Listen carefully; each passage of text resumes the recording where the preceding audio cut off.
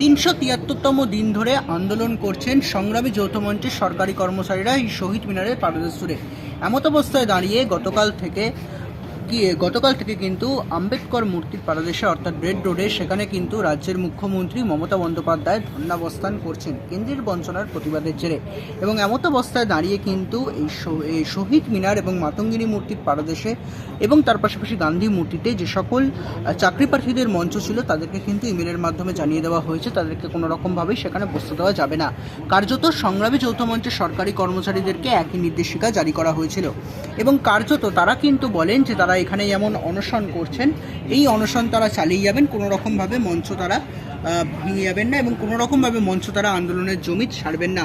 আজকে দুপুরবেলা কার্যত উল্টো ছবি দেখা গেল, সেখানে উপস্থিত হলেন আর্মির একাধিক উচ্চপদস্থ আধিকারিকরা এবং সংগ্রামী যৌথ মঞ্চের সরকারি কর্মচারীদেরকে তারা বললেন 5 মিনিটের মধ্যে মঞ্চ খালি করে দেওয়ার কথা।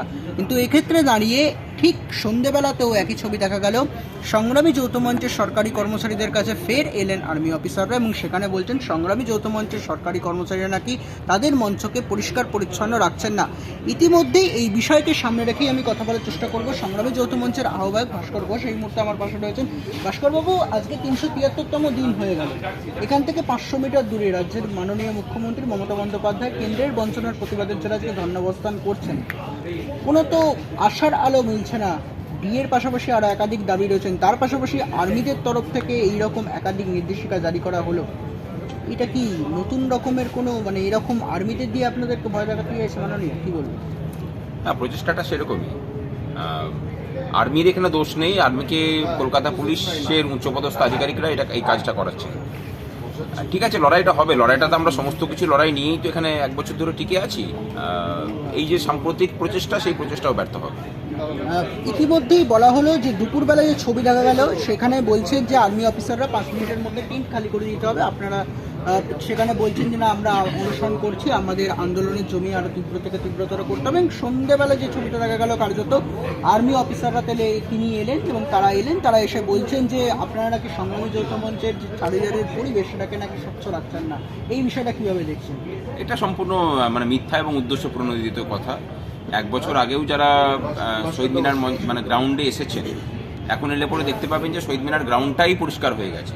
আগে শহীদ মিনারের এই গ্রাউন্ডটা রাত্রেবেলায় সন্ধ্যেবেলায় ঢোকা যেত না অসামাজিক কাজকর্মের জন্য। এখন তো তার কোনো কিছুই নেই, ওটা জায়গাটাই আমাদের জন্য এখানটাতে পরিষ্কার পরিচ্ছন্ন শুধু নয়, পরিবেশটাই বদলে গেছে। আমরাও সে কথাটা বলবো, অসুবিধা কী আছে।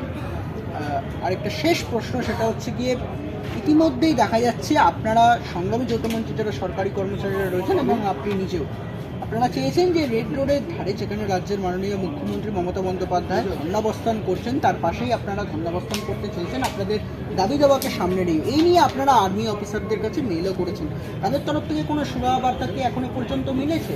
আবার অপরদিকে আরেকটা এর সাথে যোগ করবো, সেই প্রশ্নটা হচ্ছে গিয়ে এই আর্মি অফিসাররা বারংবার তারা এই পর্যন্ত দিয়েছে টেন্ট খালি করার, নতুন কোনো কি ভয় দেখানোর চেষ্টা করছে? একা তো বিয়ে পাচ্ছেন না, তার পাশাপাশি আরও একাধিক দাবি রয়েছে।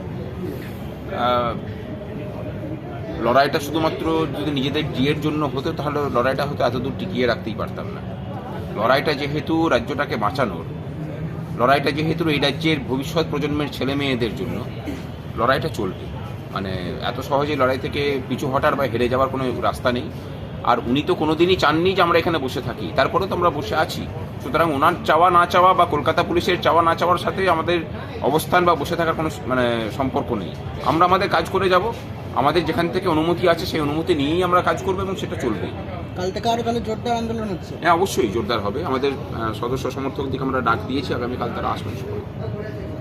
সংগ্রামী যৌথ মঞ্চের সরকারি কর্মচারী এবং তার পাশাপাশি সংগ্রামী যৌথ মঞ্চের আহ্বায়ক ভাস্কর ঘোষ তিনি যেমনটা জানালেন 373তম দিন হয়ে গেলে এখনও রাজ্য সরকারের তরফ থেকে কোনো সুরাবার্তা মিলল না। অপরদিকে আর্মি অফিসাররা তারা কিন্তু এসে উপস্থিত হলেন এই সংগ্রামী যৌথ মঞ্চে অর্থাৎ শহীদ মিনারের পাদদেশে, সেখানে কিন্তু মঞ্চ খালি করার কথা নির্দেশ দেওয়া হচ্ছে। এবং তার পাশাপাশি এই মুহূর্তে ছবিটা দেখানোর চেষ্টা করবো, 341 ঘন্টা গেছে লাগাতার অনশনের এবং সেক্ষেত্রে দাঁড়িয়ে কিন্তু অনশনকারীরা তারা কিন্তু লাগাতার অনশন করছেন।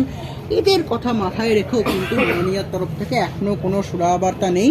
এবং অপরদিকে কার্যত বলা হলো সংগ্রামী যৌথ মঞ্চে এসে আর্মি অফিসারদের তরফ থেকে সংগ্রামী যৌথ মঞ্চকে নাকি তারা কোনো রকমভাবে পরিষ্কার পরিচ্ছন্ন রাখছে না, এই বিষয়ে কিন্তু নোটিশ দেওয়া হলো। এবং সংগ্রামী যৌথ মঞ্চের আহ্বায়ক ভাস্কর ঘোষ তিনি বলছেন যে কোনো রকমভাবে সকল মিথ্যে কথাবার্তার মাধ্যমে কোনো রকমভাবে সংগ্রামী যৌথ মঞ্চের সরকারি কর্মচারীদের আন্দোলনকে থামিয়ে রাখা যাবে না, বরঞ্চ আগামীকাল থেকে তারা কিন্তু আরও প্রতিবাদের ভাষা তীব্র থেকে তীব্রতর করবেন। এখন দেখার বিষয় আগামীকাল থেকে কতটা জোরপূর্বকভাবে আন্দোলন করবেন সংগ্রামী যৌথ মঞ্চের সরকারি কর্মচারীরা, সেদিকেই থাকতে হবে নজর রাখুন শুধুমাত্র ভিশন প্লাস নিউজে। শহীদ মিনারের পারাদর্শ থেকে বিলিপ্ত বিশ্বের report, vision plus news, Kolkata. আমরা সরকার সাথে কথা বলি।